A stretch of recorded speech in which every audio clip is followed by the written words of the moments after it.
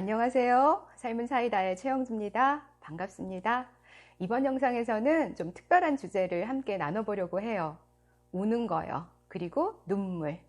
네, 우는 것과 눈물에 대해서 어떤 생각과 어떤 태도와 또 어떤 기분을 갖고 계시는지 한번 스스로에게 한번 질문해 보시겠어요?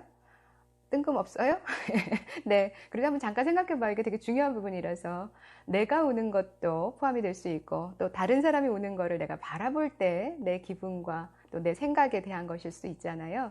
어떤 사람은 내가 우는 것도 또 다른 사람이 우는 것을 보는 것도 저는 괜찮습니다. 또 아이를 키우고 계신 분이라면 우리 아이들이 우는 것도 저는 허용해요. 라고 말씀하신 분도 계실 거고, 어떤 분은 또 아니요, 저는 좀 불편합니다. 내가 우는 걸 다른 사람이 보는 거가요, 좀 창피하게 느껴질 수도 있고요. 그리고 다른 사람이 우는 것도 저는 좀 당황스럽고, 그리고 때로는 조금 도망가고 싶고 피하고 싶은 그런 마음이 들어요. 라고 말씀하시는 분도 계세요.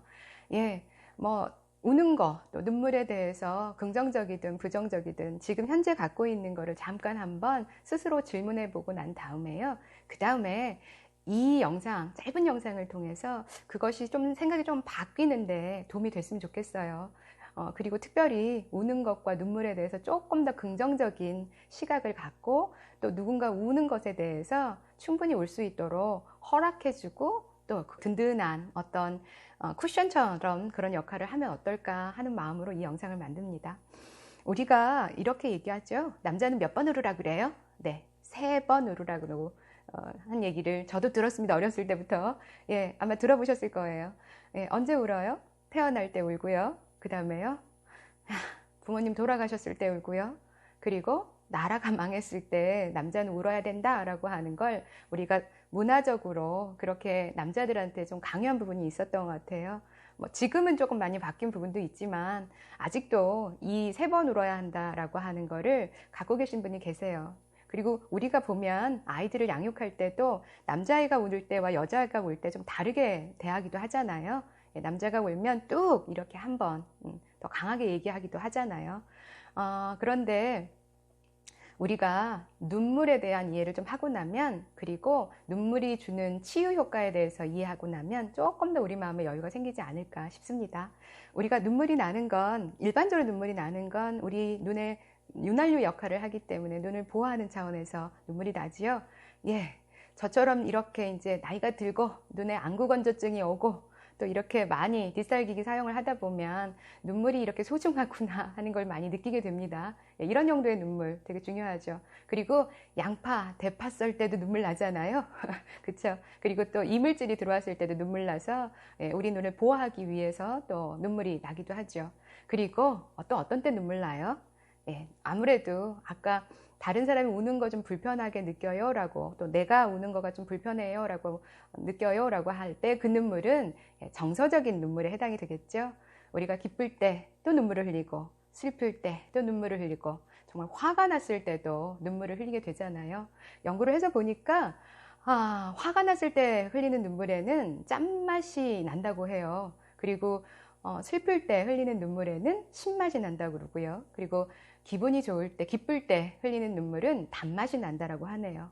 되게 특별한 연구도 또 하신 분도 계시네요.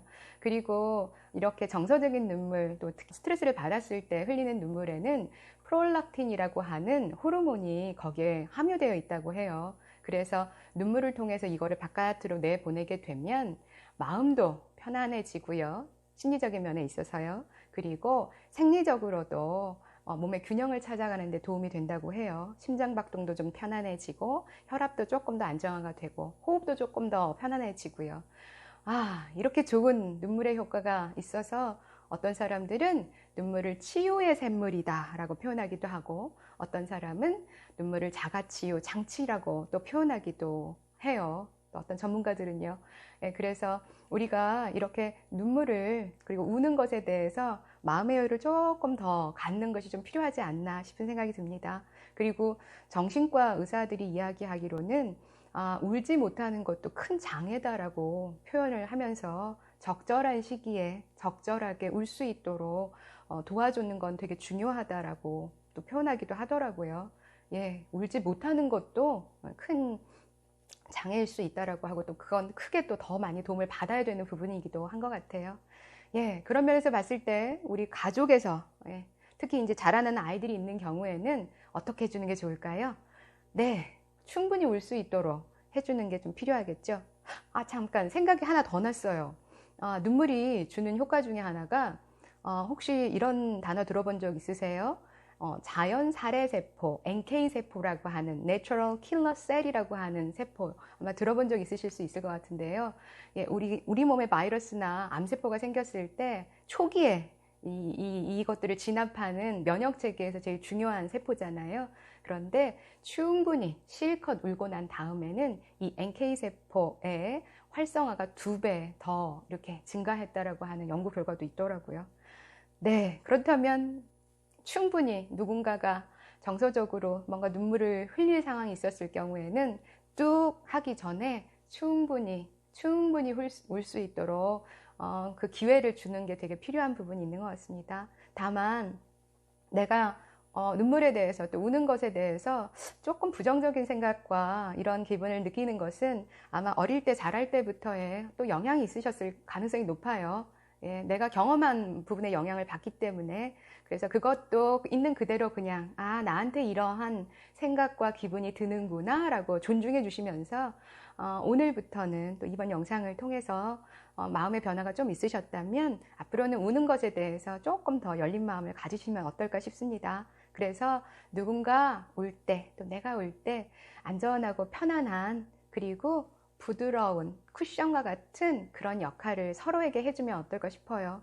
특별히 아이들을 양육하고 계시는 분들이라면 우리 아이가 충분히 울어서 그 몸 안에 갖고 있는 스트레스 호르몬인 프롤락틴 호르몬을 다 이렇게 배출할 수 있도록 도와주는 거, 그리고 NK세포의 활성화도 또 일어난다고 하니까요. 그 역할 한번 같이 해봤으면 좋겠습니다.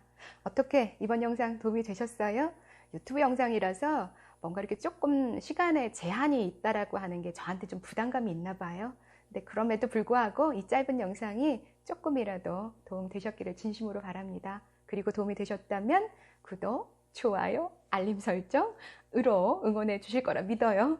그리고 이 내용이 또 다른 누군가가 알면 또 더 도움이 되겠다라고 생각이 드신다면 또 그분에게도 선물로 전달해 주시면 좋겠습니다. 그럼 저는 다음번 영상에서 뵙도록 할게요. 안전하고 건강하시길 바랍니다.